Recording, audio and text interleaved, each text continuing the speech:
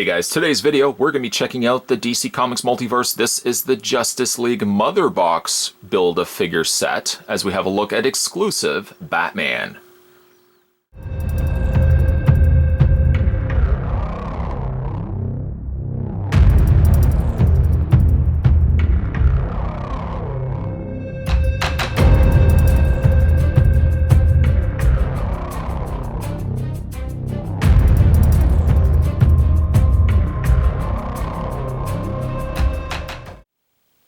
Let's go ahead and get some dimensions going for Batman. He stands at 7 inches tall, so the same height as the other Batman from the Justice League lineup.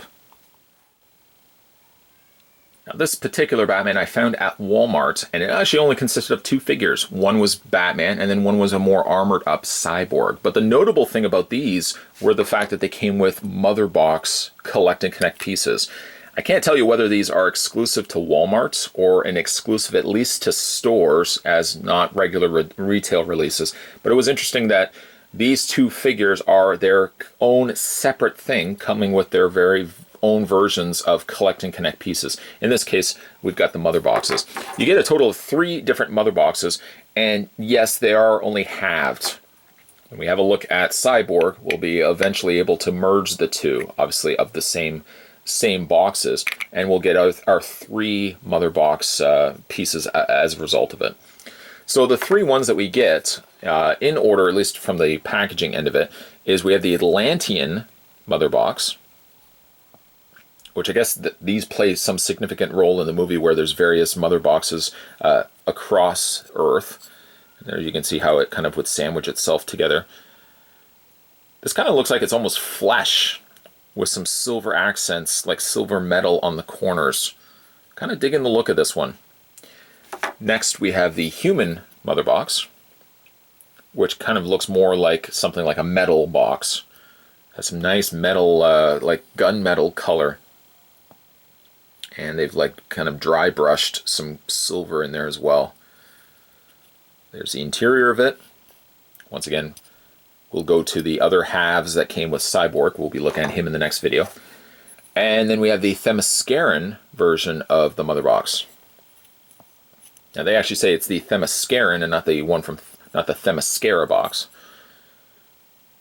And it kind of has a more decorative look to it with some golds and some copper colors.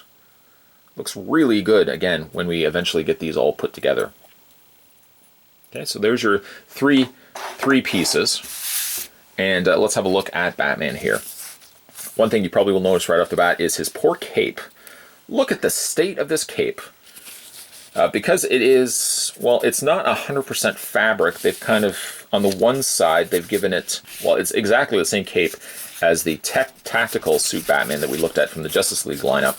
But because the one side has that slick nature, and in the interior is more of just like a matte fabric, somehow over the course of that, it's become rolled up, and I guess it was just the way it was inside its packaging, but the poor state of the cape. I'm going to probably have to, I don't know, even iron it. I don't know if I would entertain the idea of ironing this type of fabric. So I'll have to find some means to try to get that cape to sit a little flush so it doesn't roll up at the bottoms. This Batman from face value does sort of look like the same Batman that we got from the Batman v Superman line. It's only actually until you really start looking at it closely that it seems only like the face sculpt is what's carried over. And perhaps maybe the cowl portion has carried over from the Batman v Superman. The rest of it looks like it is new sculpting. Or at least from the standpoint that they took the initial molds and then they've just added additional detailing to it. Some elevation areas of the bat emblem, for example, sections of the abdomen are now raised forward. Even like the areas of the bicep have some additional armor details that weren't necessarily there for the original Batman. One thing that really stands out to me, and one of the things I love so much about this particular figure, is the color palette. It's gone more of a dark, almost like stealth gray color.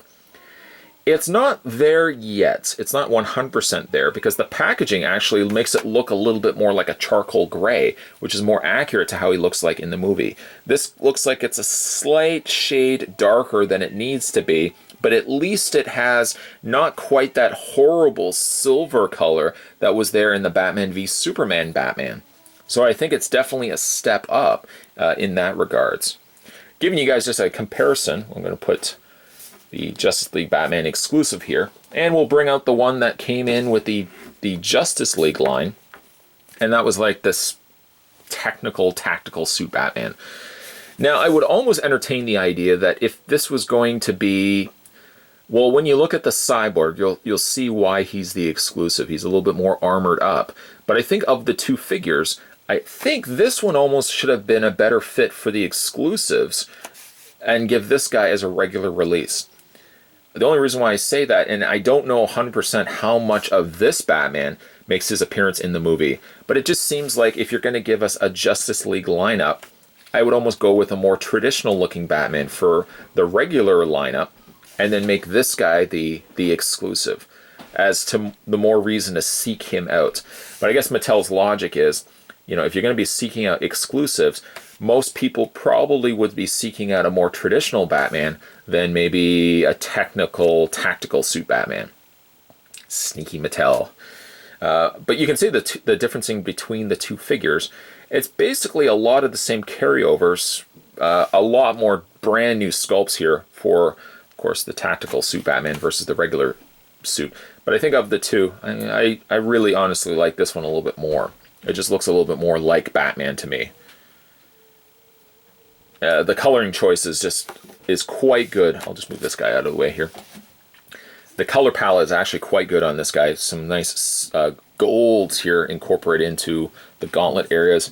I think his utility belt looks a little bit more movie accurate than the first Batman v Superman Batman. Again, they could have gone and given us a brand new head sculpt as opposed to just reusing the same one. But I'm overall pretty happy with the upgrades that they did with this particular figure. Like, he just seems to have a little bit more movie accuracy to him than what we initially got with the very first Batman. Let's run through his posability, shall we? His head rotates all the way around. He has hinge joints on the shoulders, which allow the arms to rotate all the way around. He has a rotation in the bicep. He has a hinge in the elbow, but it's not the most forgiving of bends. That's about all you can really get from the bend of the elbow. It also does rotate the forearm, but it does really sacrifice a lot of bending. Not that you would really have him displayed with anything because he doesn't have any accessories whatsoever, but it does limit certainly a lot of posable possibilities here with the forearm. Like I mentioned, he does rotate the forearm. He does also rotate at the hand, which also has a little bit of a pivot there. He has the upper torso crunch, as well as your typical waist swivel. Legs split out, I should say, as well as his legs move forward and back. He has a split on the lower cut portion of his thigh, a hinge on the knee, and he also has, of course, your hinge in the foot. I would say ankle pivot. Unfortunately, this particular Batman doesn't have one. Yeah, okay, so I get it. I understand Mattel's logic for giving us a regular costume Batman as an exclusive and keeping the tactical suit Batman as part of the main Justice League lineup. I think more collectors probably will try to scope this guy out over perhaps maybe the tactical suit one that came with the Steppenwolf pieces.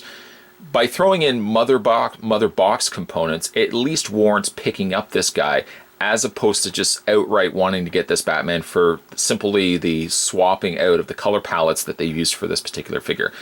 I much more prefer this Batman, and really, of all the Batmans we've gotten from the movie tie-ins so far, I think this one is the closest to being screen accurate. The coloring's a lot more darker. It gets away from those horrible silvers that we had with the original Batman v Superman Batman, that I really think this is the best Batman to go with. Kind of wish it wasn't an exclusive, and I think it still is an exclusive to like Walmart, maybe a Target, and probably not Toys R Us. But I think the Motherbox components also give a little extra oomph to it to warrant probably picking these guys up if maybe you were on the fence and didn't want to get them initially. Today we were having a look once again at the DC Comics Multiverse. This was the Motherbox Build-A components, Build-A pieces. I don't know what you want to go with for that. But we were having a look at the Batman that came with 3 different halves of the Motherboxes, to which, of course, we will finish when we have a look at Cyborg in the next video. Hey, speaking of next video, If you want to see the next video and make sure that you are always notified when new videos are hitting this channel, make sure you hit that little bell notification right below this video and turn on that bell. That bell will tell you when new videos are coming onto this channel, because sometimes I know you guys have said, I don't ever see when new videos are hitting, well, this particular channel. It's because notifications unfortunately have been disabled. I don't know why YouTube does that. But make sure you turn on that notification. And hey now, make sure you also subscribe to this channel as well. That goes a long way for not only myself, you know, because it's always nice to have new viewers checking out this channel, but it also means that you guys will never miss a beat when it comes to new videos also. As always, guys, thanks for watching as you always do. I'll see you next time.